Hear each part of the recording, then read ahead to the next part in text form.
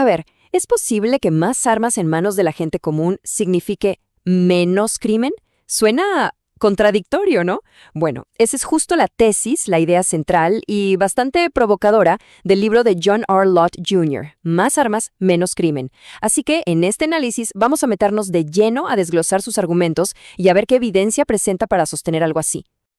Para empezar, el autor pone sobre la mesa una idea clave.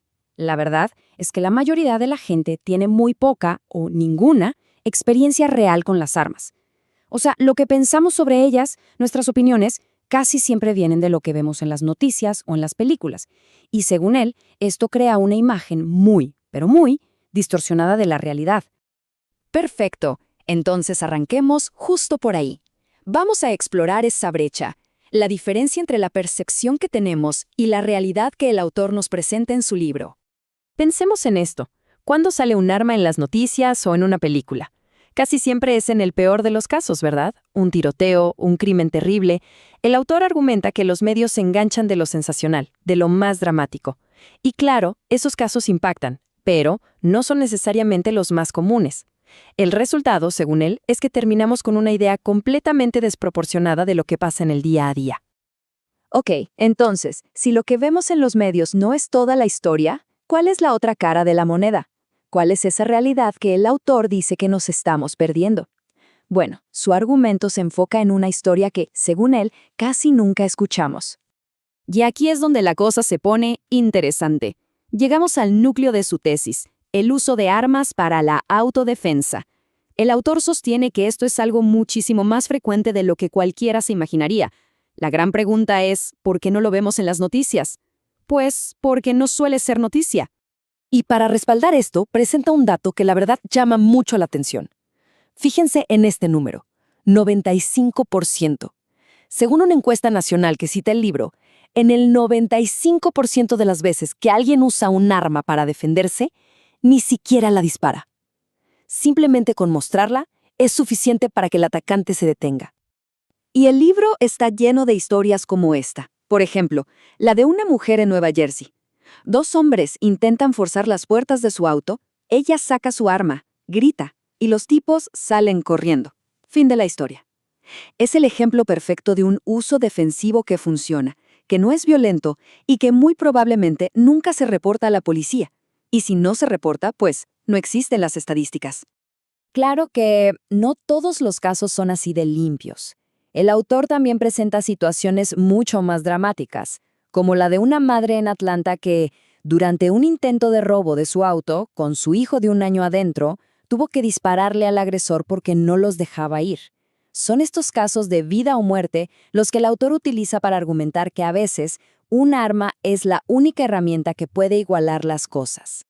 Y esto no se queda solo en anécdotas. El autor se mete a analizar datos duros sobre crímenes. Y lo que encuentra, según su análisis, es bastante revelador. Miren, para las mujeres, resistirse a un ataque con un arma es estadísticamente 4 veces más seguro que resistirse sin una, y 2 veces y media más seguro que no hacer nada.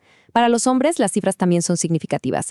La conclusión que él saca es clara. Defenderse con un arma reduce drásticamente la probabilidad de salir herido de gravedad.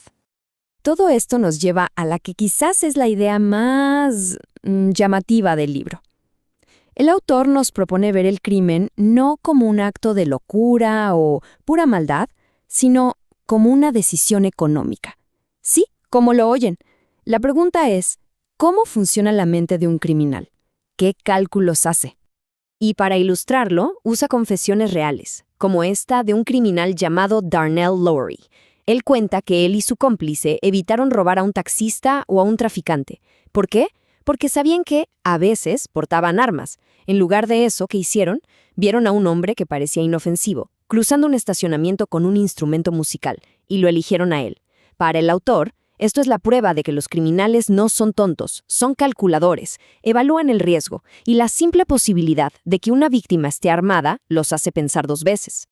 Básicamente, el autor está aplicando un principio de la economía que todos conocemos. Se llama el efecto sustitución.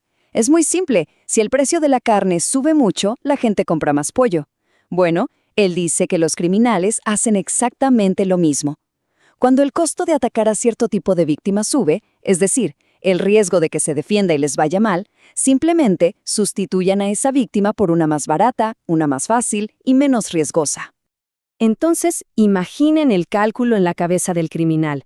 Por un lado, un objetivo de alto riesgo. Podría estar armado, el encuentro es totalmente impredecible, el costo de que algo salga mal es altísimo.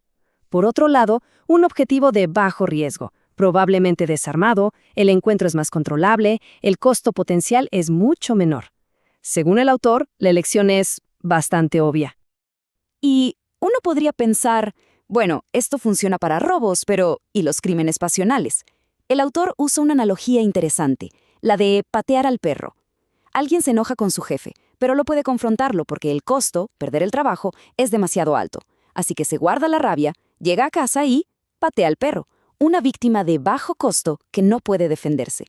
La idea es que incluso en un arrebato de ira, la gente busca instintivamente la forma de desahogarse que tengan las menores consecuencias negativas. Bueno, ya vimos la teoría. Ahora pasemos a los datos. Vamos a ver cómo el autor usa las cifras para tratar de derribar algunas ideas muy comunes que tenemos sobre el crimen. Seguro han escuchado esa frase: es más probable que te mate alguien que conoces que un extraño. Es casi un dicho popular. Pues bien, el autor dice, un momento, miremos los datos más de cerca, porque la historia podría no ser tan simple. Si vemos las estadísticas del FBI, a primera vista la frase parece tener sentido. La categoría más grande, con un 40%, es conocido. Familiares son el 18%. Pero aquí es donde el autor mete el dedo en la llaga y pregunta, ¿qué significa exactamente conocido en una estadística policial? Y al escarbar en los datos de Chicago, el autor argumenta que esa categoría de conocidos es súper engañosa. Resulta que la gran mayoría de esos conocidos no son tu vecino o tu compañero de trabajo. No, son miembros de pandillas rivales, gente de negocios de drogas que salieron mal. Cuando se limpia esa categoría, los asesinatos entre personas que realmente tienen una relación cercana, familia, amigos, vecinos, caen a solo un 17%. Otro tema sensible que el autor aborda con datos es el de las muertes accidentales de niños por armas de fuego. Y lo que hace es poner la cifra en contexto. No la niega, pero la compara. Cuando vemos que en un año hubo 31 muertes por esta causa, frente a casi 1.700 en accidentes de auto o 651 por ahogamiento, el autor argumenta que la percepción de la magnitud de este riesgo específico puede estar distorsionada.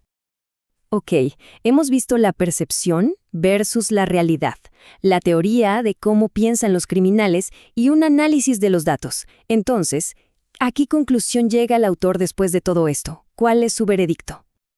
Bueno, las conclusiones principales del libro son, la verdad, muy directas. El autor sostiene que permitir que los ciudadanos porten armas ocultas de forma legal reduce los crímenes violentos y que esta reducción es más notoria justo donde más se necesita, en las zonas urbanas con más criminalidad. Afirma que las armas actúan como un gran ecualizador, beneficiando especialmente a las mujeres. De hecho, llega a decir que es el método más costo efectivo para reducir el crimen y que, según sus datos, estas leyes no provocan un aumento ni en muertes accidentales ni en suicidios. Así que al final de todo este análisis, el argumento del libro nos deja con una pregunta fundamental, ¿no? Si damos por cierta la premisa de que los criminales sí se sienten intimidados por una población que puede estar armada, entonces la pregunta es, ¿esos beneficios de la disuasión son mayores que los riesgos potenciales que implica tener más armas en circulación? Ese es, en esencia, el complicado balance que está en el corazón de todo este debate.